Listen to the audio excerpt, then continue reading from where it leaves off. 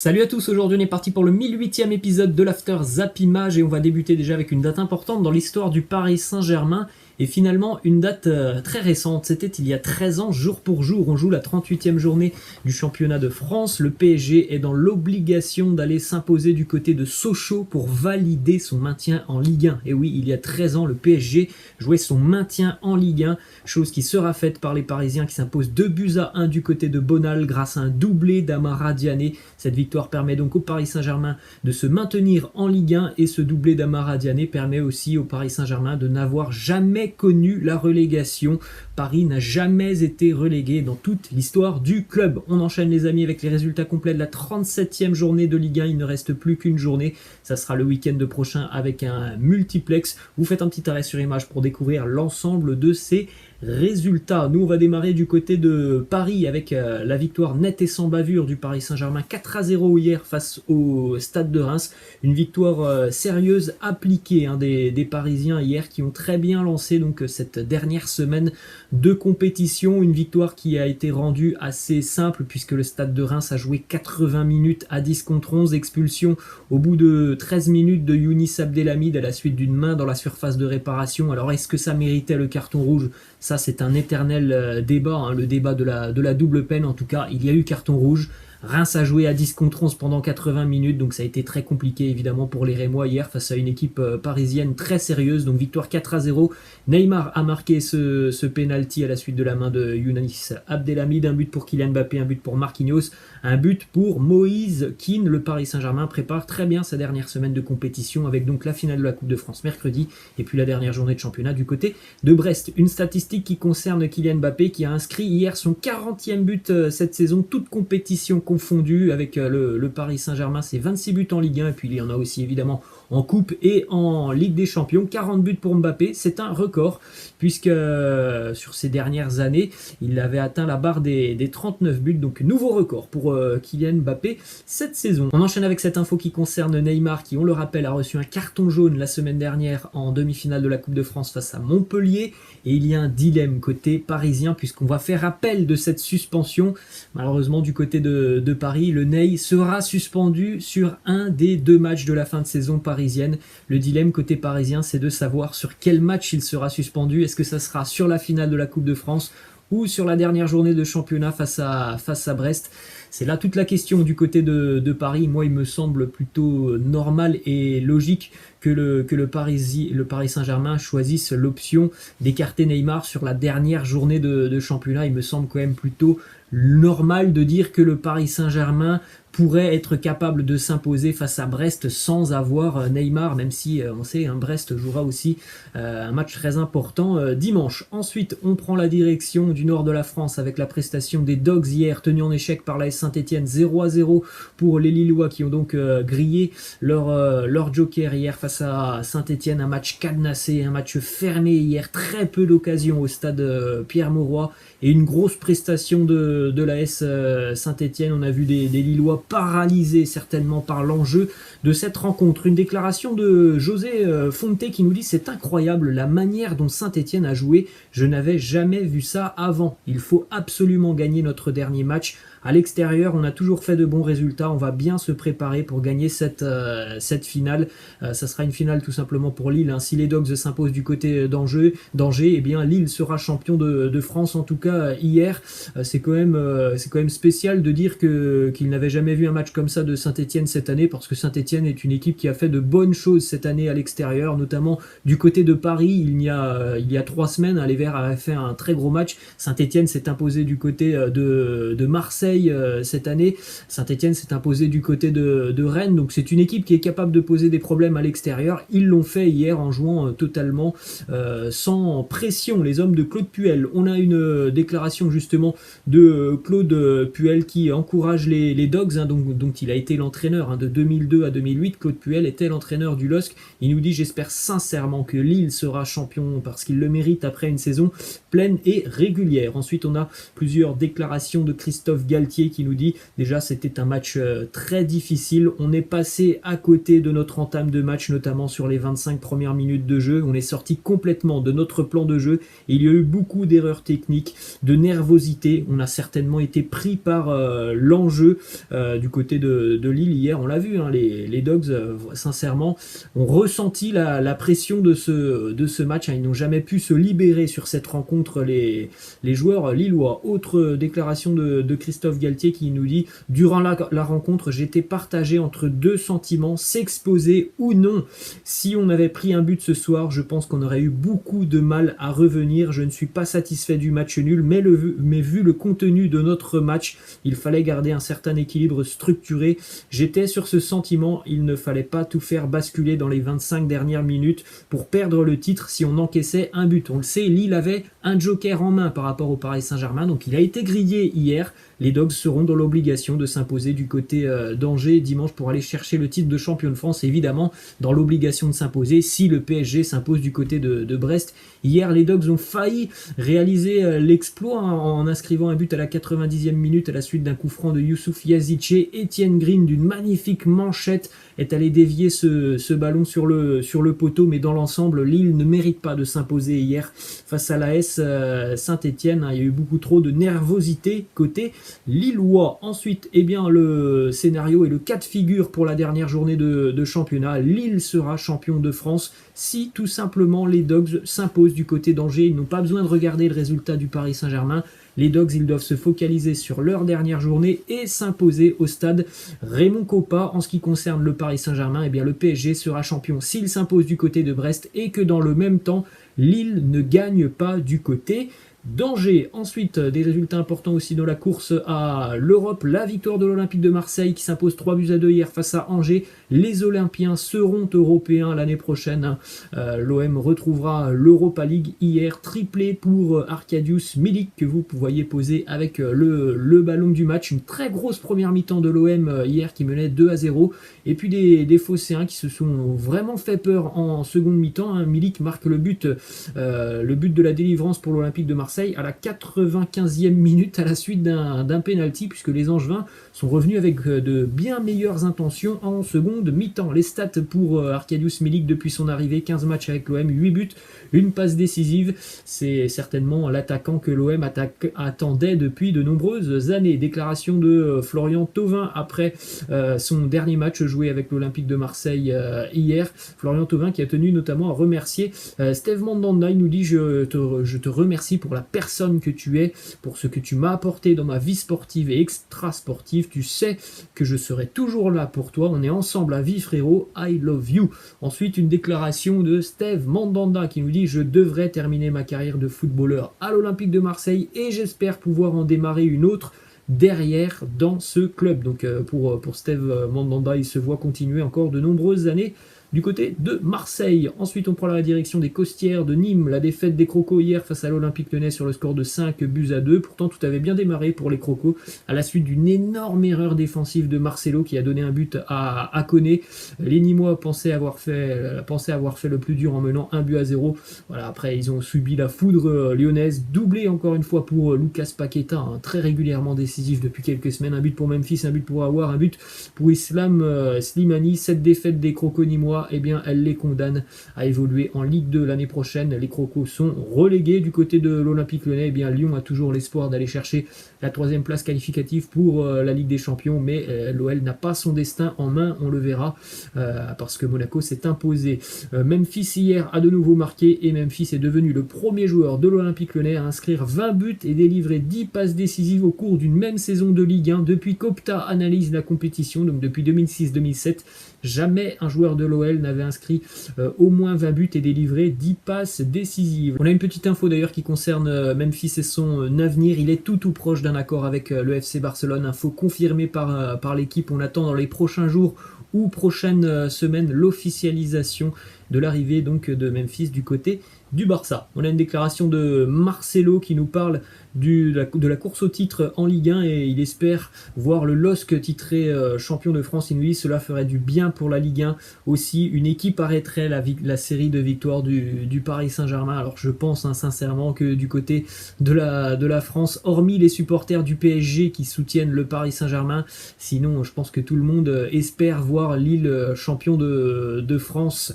Ensuite, Ensuite, on prend la direction de Monaco, et c'est là la mauvaise nouvelle pour l'Olympique Lyonnais qui n'a pas son destin en main, puisque la SM s'est imposée hier 2-1 face au Stade Rennais, avec un but pour Ben Yedder, un but pour Golovin, sur d'ailleurs les deux seules occasions de Monaco en première période, et bien ça termine au fond. Réduction de la marque signée Benjamin Bourigeaud pour le Stade Rennais, donc Monaco a son destin en main pour valider sa participation en Ligue des Champions l'année prochaine, mais une dernière journée compliquée pour l'AS Monaco qui sera du côté de Lens. D'ailleurs, le Racing Club de Lens, on a un petit mot pour les Lensois, battu hier du côté de Bordeaux sur le score de 3-0, troisième défaite consécutive pour le Racing. Bordeaux s'impose grâce à un but de Wang, Savali et Zerkan. Les Girondins de Bordeaux ont assuré le maintien hier en Ligue 1 à 99,9%. Les Girondins seront en Ligue 1 l'année prochaine. On a une déclaration du jeune Yacine Adli qui nous dit: on a fait une saison de merde, une saison catastrophique, on devait prendre nos responsabilités aujourd'hui et on devra finir le travail la semaine prochaine. C'est une saison à oublier. Ensuite, on enchaîne du côté de Nantes. Les Canaries inarrêtables en cette fin de saison. Le FC Nantes s'est imposé hier tranquillement du côté de Dijon sur le score de 4-0.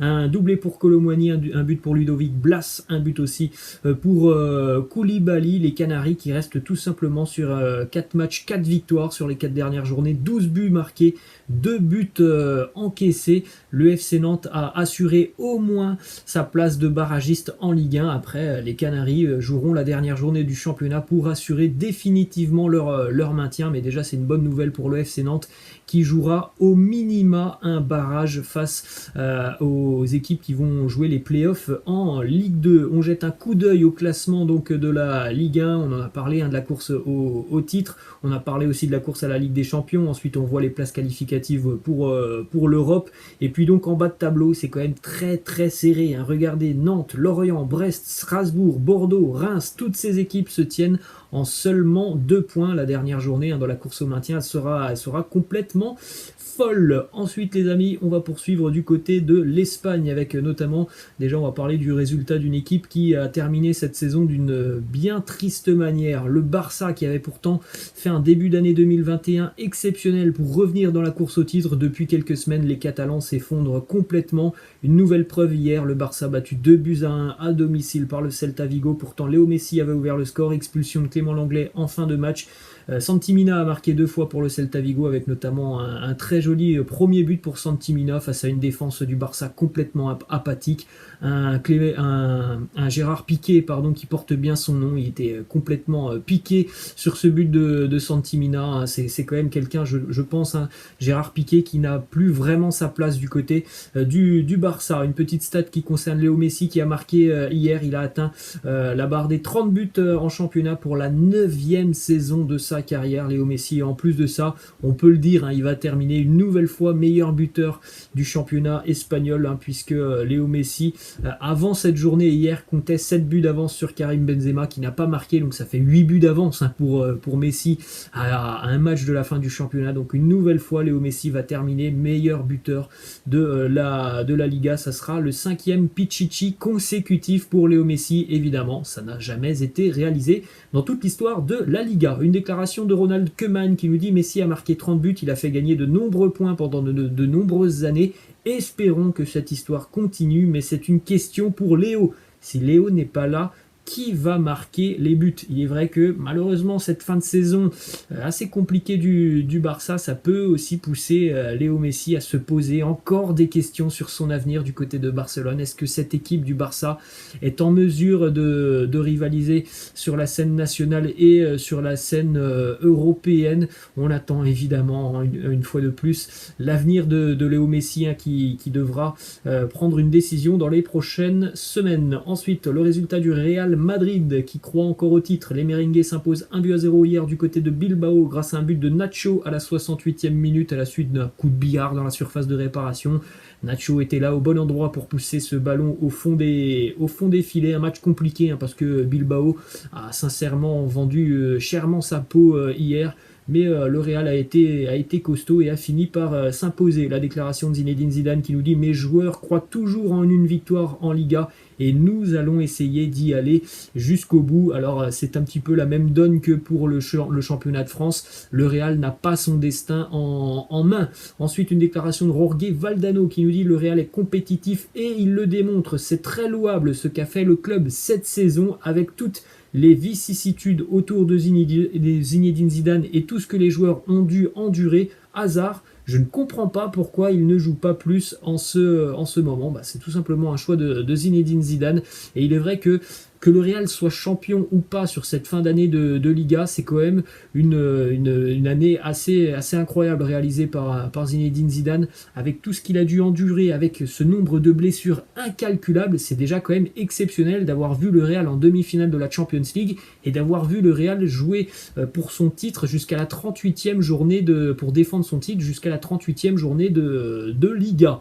Ensuite, on a une déclaration de Nacho par rapport à cette info qui est sortie hier du côté de la presse espagnole, selon laquelle Zinedine Zidane aurait annoncé son départ du Real Madrid. Zinedine Zidane a d'ailleurs démenti cette info. Nacho qui nous dit une information est sortie pour dire que le coach nous avait annoncé sa décision de partir. L'entraîneur a un contrat, il est très heureux ici au Real Madrid, nous voulons qu'il reste, mais c'est une décision qui lui appartient à lui et au club. Ensuite, on a cette info encore une fois qui concerne Zidane. Malgré le démenti qu'il a fait hier en conférence de presse, la presse espagnole reste unanime. Zidane ne sera plus sur le banc de touche des merengues l'année prochaine. La presse espagnole annonce une nouvelle fois avec insistance les deux noms qui sont évoqués pour succéder à Zinedine Zidane. Le nom de Max Allegri et celui de Raoul. D'ailleurs, une déclaration de Raoul qui nous dit « Ici, c'est ma maison et c'est là que je veux être. Ce n'est pas le moment de parler de mon avenir. Depuis que j'ai décidé de devenir entraîneur, c'était pour pouvoir être dans ma maison, dans mon club, acquérir de l'expérience et me former. » Ensuite, on enchaîne évidemment avec le résultat de l'Atlético Madrid. L'Atlético qui s'est fait peur hier face à Osasuna, puisque Osasuna a ouvert le score grâce à Budimir à la 75e minute. Jan Oblak qui a quasiment réalisé un arrêt miraculeux, mais le ballon a bel et bien franchi la ligne sur cette tête de Budimir. Donc à la 80e minute de jeu, le Real était repassé devant au niveau du classement de la Liga. C'était sans compter la fin de match complètement folle des Rory Blancos qui vont marquer 2 fois dans les 10 dernières minutes de jeu. Déjà l'égalisation de Renan Lodi et un choix payant pour Diego Simeone. Renan Lodi, il venait d'entrer en jeu. Et puis 88e minute de jeu, le but libérateur pour l'Atleti, signé Luis Suarez à la suite d'un énorme travail de Yannick Ferreira Carrasco sur le côté. Regardez d'ailleurs les stats de Carrasco, on en parlait déjà il y a quelques jours, il a été très régulièrement décisif sur cette fin de saison avec les Colchoneros, auteur de 5 passes décisives et 3 buts. Yannick Ferreira Carrasco, on a une déclaration de Luis Suarez qui nous dit « Je savais que l'Atlético était lié à la souffrance, mais je n'imaginais pas que c'était à ce point. » L'Atlético a énormément souffert hier pour aller chercher ce résultat. Souffert dans le sens où ils ont dominé de la tête et des épaules ce match, les joueurs de l'Atlético Madrid. Hier, face à Osasuna, c'est 26 tirs pour les Colchoneros, 9 tirs cadrés. Malheureusement, ils sont tombés sur le deuxième meilleur gardien de Liga, puisqu'hier, on avait la chance dans ce match d'avoir les 2 meilleurs gardiens de Liga en termes d'arrêt. On avait évidemment Jan Oblak du côté de l'Atlético et Sergio Herrera qui est le 2e meilleur gardien de Liga en termes d'arrêt, le gardien d'Osasuna qui a fait de nombreuses parades hier avant de céder en fin de match. Donc voilà, l'Atlético s'est fait peur, mais au final, avec du caractère, cette équipe qui ne lâche rien, eh bien l'Atleti a gardé son destin en main pour la 38e journée de Liga. On regarde donc le classement de la Liga, on en a parlé, le Barça n'est plus dans la course au titre, l'Atleti est en tête 83 points, le Real est 2e 81 points, donc au final c'est le même scénario qu'en Ligue 1. L'Atlético a son destin en main. Si l'Atleti s'impose samedi du côté de Valladolid, l'Atlético Madrid sera champion d'Espagne, mais voilà, on le sait aussi, Valladolid est une équipe qui va jouer son maintien sur cette dernière journée, alors que dans le même temps, le Real affrontera Villarreal. Villarreal qui est d'ores et déjà qualifié pour l'Europa League et Villarreal qui jouera 4 jours plus tard une finale d'Europa League. Donc certainement que du côté du sous-marin jaune, on aura plus la tête à la finale d'Europa League. Donc on va dire qu'en termes de calendrier, c'est plutôt le Real qui est avantagé sur cette dernière journée, parce que même si Valladolid est en train de vivre un véritable cauchemar sur ces dernières semaines, eh bien ils vont vont tout donner sur cette dernière journée pour, pourquoi pas, aller chercher leur maintien, même si eux aussi n'ont pas leur destin en main. On enchaîne les amis avec les résultats complets de cette 37e journée de Liga. Vous faites un petit arrêt sur image pour découvrir ces résultats, notamment la victoire donc de Villarreal 4-0 face à Séville, qui valide son ticket pour l'Europa League, un triplé pour Carlos Bacca hier. On regarde le classement complet de la Liga et vous le voyez notamment en bas de tableau, Eibar est relégué et donc Valladolid est plutôt très très mal engagé dans la course au maintien, mais il y a encore un espoir pour le Real Valladolid d'aller chercher le maintien. Il faudra s'imposer face à l'Atlético Madrid, donc là ça sera un match évidemment très important pour les deux équipes. Direction l'Angleterre maintenant, une déclaration de Riyad Mahrez qui nous parle de son avenir. Il nous dit finir à Marseille. Non, franchement, ce n'est pas quelque chose que je me dis. Je me sens très bien en Angleterre. J'ai vraiment envie de finir ma carrière ici et qui plus est avec Manchester City. On poursuit avec le résultat de Liverpool hier. Les Reds se sont imposés du côté de West Brom 2-1 avec une victoire à la 95e pour les hommes de Jürgen Klopp. Une victoire signée Alisson Becker. Non, vous ne rêvez pas, c'est cet homme qui vient d'offrir la victoire aux Reds hier à la 95e minute. Le gardien des Reds qui est monté à la 95e sur un corner et qui a marqué un véritable but d'attaquant, une tête décroisée. Alisson qui offre la victoire aux Reds, complètement hallucinant ce qui s'est passé hier du côté de West Brom. La déclaration d'ailleurs d'Alisson au micro de Sky Sports juste après le match, il nous dit: parfois je m'entraîne à faire des têtes à l'entraînement pour rigoler, j'ai quelques bases sur comment les marquer. Sincèrement hier c'est un véritable geste d'attaquant de la part d'Alisson Becker qui a vécu une saison quand même assez compliquée, mais il marque certainement le but le plus important de la saison des Reds, puisque Liverpool a encore évidemment l'espoir d'aller chercher une place qualificative pour la Ligue des Champions. S'ils avaient fait match nul hier, c'était quasiment mort pour les Reds, donc cette victoire leur permet encore d'y croire, même si ça sera compliqué. Alisson, on l'a vu cette année, parfois en grande difficulté, notamment sur le match face à Manchester City, il a été coupable de certaines erreurs individuelles. Ensuite on poursuit les amis avec la hitmap de Alisson du côté de Liverpool. Voilà tous les ballons qu'il a joués au cours de sa carrière avec les Reds de Liverpool. Évidemment c'est un gardien, donc cette hitmap elle est concentrée en très grande majorité dans sa surface de réparation, même s'il touche aussi beaucoup de ballons en dehors, puisque c'est un gardien qui est capable aussi d'évoluer assez haut, c'est un gardien moderne comme Neuer ou Ederson. Et puis vous le voyez, il n'a touché au cours de sa carrière que 3 ballons dans le camp adverse d'une équipe, dont un qui va terminer au fond des filets hier. Le seul ballon qu'il a touché dans une surface de réparation adverse, la seule fois où il est monté en toute fin de match, ça termine au fond des filets. C'est assez fou. Une petite info sur le nombre de buts inscrits après la 90e minute en Première Ligue. Depuis la création de la Première Ligue, c'est Liverpool qui en a marqué le plus. 38 buts marqués par les Reds après la 90e minute de jeu. Ils sont loin devant Arsenal et Manchester United. Direction l'Italie maintenant avec la course à la Champions League. Le Napoli qui fait un grand pas vers la qualification. Les Napolitains s'imposent hier 2-0 du côté de Florence. Un but pour Lorenzo Insigne, un but pour Piotr Zielinski.